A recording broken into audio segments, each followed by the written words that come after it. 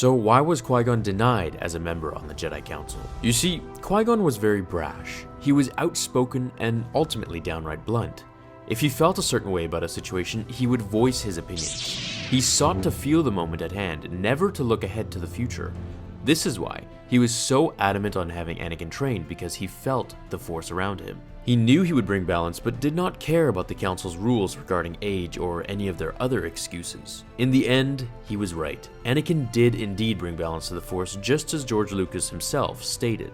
Luke was the catalyst, but in the end, Anakin did kill the Emperor and brought balance to the Force the way the Jedi wanted. Qui-Gon was more of the moral compass of the Jedi. He was given missions that no one else would accept due to fear or confliction. We should take note of how he was so used to the underground lifestyle when he offered to bet with Watto over Anakin's freedom, and how he manipulated the Chance Cube to his will. His downfall, however, was attachment. He was too attached to Anakin and to his love interest, Tal, who in the comics died, causing Jinn to turn to the dark side almost permanently until a voice of reason told him to collect his thoughts. The Council didn't want him as a member plainly because he was more of a rogue Jedi. He didn't adhere to the direct commands of the other masters when he believed something was right. This was mainly due to his much larger life experience than most Jedi had. He was trained by Count Dooku, and Dooku was a man respected throughout the entire galaxy, exposing Qui-Gon to all kinds of life and lifestyles during his tutelage. You forget that he was once my apprentice, just as you were once his. If we compare him to your average Jedi Master who was brought into the temple from infancy, passing through the ranks, we can notice that most of them were just harbored in the temple, spending their life meditating, reading, and practicing their saber skills amongst each other or with other droids. The Council felt Qui-Gon had to prove himself, worthy of their ways, to see if he would become more obedient with time and submissive to the higher Jedi Masters.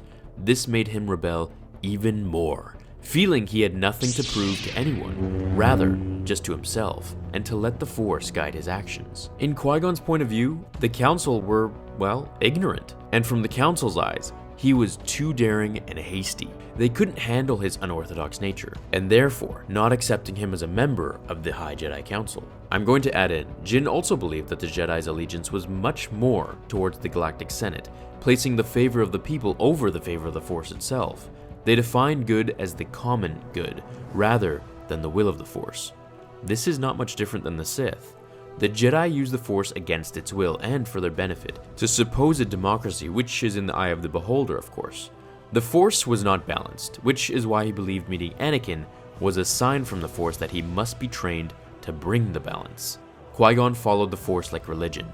He let its will guide his actions, and not the other way around.